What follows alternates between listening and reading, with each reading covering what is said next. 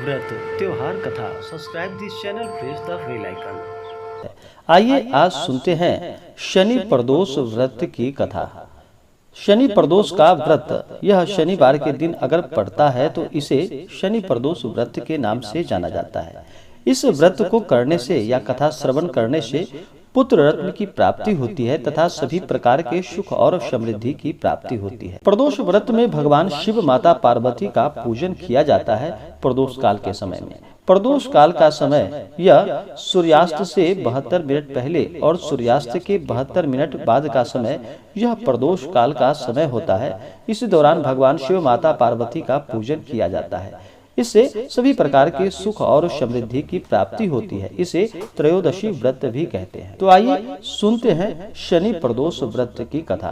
तो बोलिए प्रेम से भगवान भोलेनाथ की जय, माता पार्वती की जय। बहुत समय पहले की बात है कि एक नगर में एक सेठ रहता था जो कि धन और दौलत से परिपूर्ण था, वैभव से संपन्न था। वह अत्यंत दयालु भी था। उसके यहाँ से कभी भी कोई खाली हाथ नहीं लौटता था। वह सभी को जी भरकर दान और दक्षिणा दिया करता था। लेकिन दूसरों को सुखी देखने वाले सेठ और उसकी पत्नी स्वयं काफी दुखी थे। दुख का कारण यह था कि उनके पास उनकी कोई संतान ना थी। इस कारण से वह दोनों बहुत ही दुखी रहते थे। फिर उन्होंने एक दिन तीर्थ यात्रा पर जाने का निश्चय किया और अपने काम काज सेवकों को सौंपकर वहां से चल पड़े। अभी वे नगर के बाहर ही निकले थे कि उन्हें एक विशाल वृक्ष के नीचे समाधि में बैठे हुए एक तेजस्वी साधु दिखाई पड़े। दोनों ने सोचा कि साधु महाराज से आशीर्वाद लेकर आगे की यात्रा शुरू की जाए। पति और पत्नी दोनों समाधि लीन साधु के सामने हाथ जोड़कर बैठ गए और उनकी समाधि टूटने की प्रतीक्षा करने लगे। सुबह से शाम हो गई और शाम से फिर रात हो गई, लेकिन साधु की समाधि नहीं टूटी। मगर सेठ और सेठ की पत्नी बड़े ही धैर्य के साथ हाथ जोड़े वहां पर बैठे रह गए। अंततः अगले दिन सुबह होने पर प्रातःकाल साधु की समाधि टूटी। जब साधु समाधि से उठे तो सेठ और सेठ की पत्नी को देखकर वह मंद मंद मुस्कुराने लगे और आशीर्वाद स्वरूप हाथ उठाकर बोले कि मैं तुम्हारे अंतर मन की कथा को भाप गया हूँ। हे वत्स, मैं तुम्हारे धैर्य और भक्ति भाव से अत्यंत प्रसन्न हूँ। साधु ने संतान प्राप्ति के लिए उन्हें शनि प्रदोष व्रत करने की विधि समझाई और भगवान शंकर, भगवान भोलेनाथ को प्रसन्न करने के लिए निम्न प्रकार से वंदना भी बताई, जो इस प्रकार से भगवान को प्रसन्न करे कि हे रुद्रदेव, शिव आपको नमस्कार है। हे शिव शंकर, जगत गुरु आपको नमस्कार है।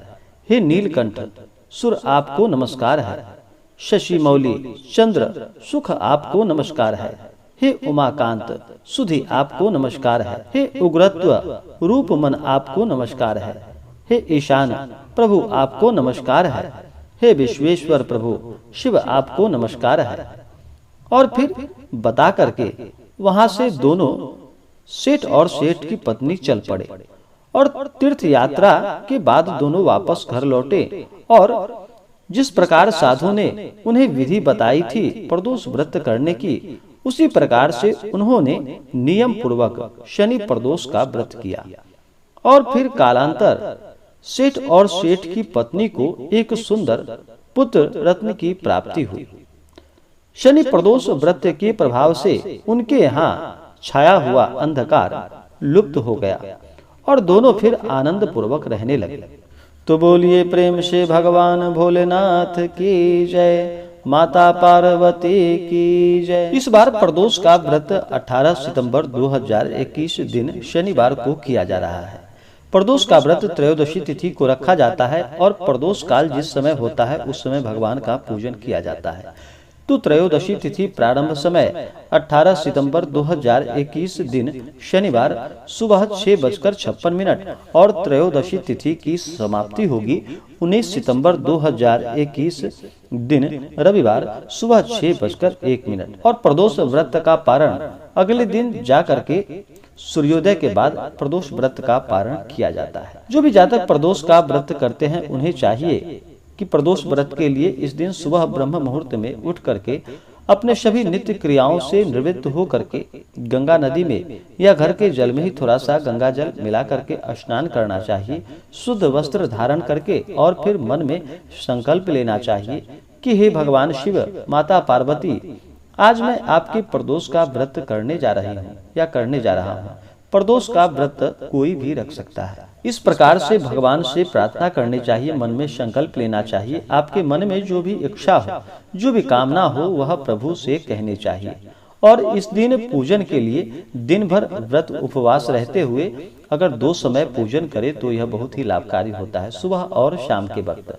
विशेष करके प्रदोष व्रत में प्रदोष काल के समय में पूजन करना चाहिए। प्रदोष काल का समय सूर्यास्त से 72 मिनट पहले और 72 मिनट बाद का समय यह प्रदोष काल का समय होता है। इसी दौरान भगवान शिव, माता पार्वती और जब भी भगवान शिव का पूजन किया जाता है तो साथ में शिव परिवार का भी पूजन किया जाता है। तो सबसे पहले इस दिन भगवान गणेश का पूजन करना चाहिए। उसके बाद भगवान शिव के और अन्य सदस्य परिवार का पूजन करना चाहिए, जैसे कि नंदी, श्रृंगी, भृंगी, कार्तिकेय, माता पार्वती और फिर भगवान भोलेनाथ का पूजन करना चाहिए। पूजन के लिए इस दिन प्रदोष काल से कुछ पूर्व ही स्नान करके सफेद वस्त्र धारण करें और पूजन के लिए इस दिन कुशा के आसन का प्रयोग करना चाहिए। अगर मंदिर में कर रहे हो तो मंदिर में, नहीं तो घर पे कर रहे हो तो एक अच्छा सा जगह ले, उस जगह को अच्छे से पवित्र करके वहाँ पे चौकी लगाएं। चौकी को 5 रंगों से मंडप बना करके सजाएं और वहाँ पे भगवान शिव, माता पार्वती का फोटो या प्रतिमा रख करके विशेष करके भगवान का पूजन करें। पंचोपचार या षोडशोपचार पूजन विधि के द्वारा भगवान का पूजन करें। भगवान भोलेनाथ ही एक ऐसे देव हैं जो कि अपने भक्तों के ऊपर थोड़े से जल से ही प्रसन्न हो जाते हैं और अपना कृपा बरसाते हैं। तो सबसे पहले भगवान गणेश का स्मरण करें, उनका ध्यान करें। भगवान गणेश का पूजन करने के बाद फिर अगर कलश बिठा रहे हो तो कलश पूजन करें और फिर शिव के परिवार का पूजन करें। नंदी, श्रृंगी, भृंगी, कार्तिकेय का पूजन करें। इसके बाद माता पार्वती का पूजन करें। माता पार्वती को जल चढ़ाएं, उन्हें वस्त्र चढ़ाएं। महिलाएं माता को सिंदूर चढ़ाएं, पुरुष माता पार्वती को चंदन चढ़ाएं।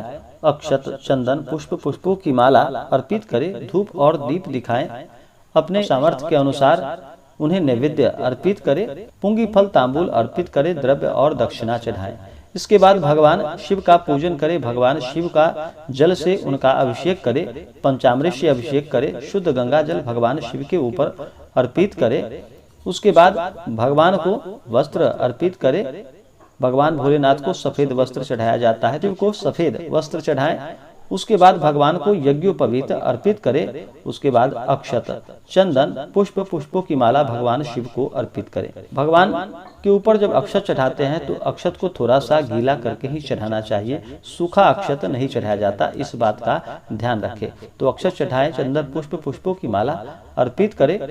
भगवान को बेलपत्र अति प्रिय है तो भगवान भोलेनाथ को बेलपत्र चढ़ाए। 3 पत्तों वाला बेलपत्र पे अगर राम का नाम लिख लेते हैं तो यह ज्यादा ही लाभकारी होता है। बेलपत्र चढ़ाने से 3 जन्मों के पाप भी नष्ट हो जाते हैं। बेलपत्र चढ़ाते समय इस मंत्र का प्रयोग करें तो यह बहुत ही लाभकारी होगा। ओम त्रिदलम त्रिगुणाकारम त्रिनेत्रम च त्रिधायुधम त्रिजन्म पाप संहारम बेलपत्रम शिवार्पणम। इस मंत्र के द्वारा भगवान शिव को बेलपत्र अर्पित करें। भगवान को भांग, धतूरा, शमीपत्र आदि अर्पित करें। उसके बाद धूप और दीप दिखाएं। अनेक प्रकार का नैवेद्य अपने श्रद्धा और सामर्थ्य के अनुसार अर्पित करें। ऋतुफल आदि अर्पित करें। उसके बाद द्रव्य और दक्षिणा चढ़ाएं। पुंगी फल तांबूल अर्पित करें। उसके बाद प्रदोष व्रत का कथा श्रवण करें और फिर भगवान की आरती करें, स्तुति करें। प्रदोष व्रत के दिन चाहिए भक्तों को कि इस दिन ओम नमः शिवाय इस मंत्र का जप करना चाहिए। स्त्रियां को नमः शिवाय इस मंत्र का जप करना चाहिए, उनके लिए नाम मात्र ही काफी होता है। इसी प्रकार से दिन भर व्रत उपवास रहते हुए पूजन करना चाहिए। अगर उपवास ना रह पाए तो एक समय फलाहार ग्रहण करें। भगवान शिव के पूजन में अन्न ग्रहण नहीं किया जाता है तो फलाहार का प्रयोग करें। अगर उपवास ना रह पाए तो एक समय फलाहार कर सकते हैं।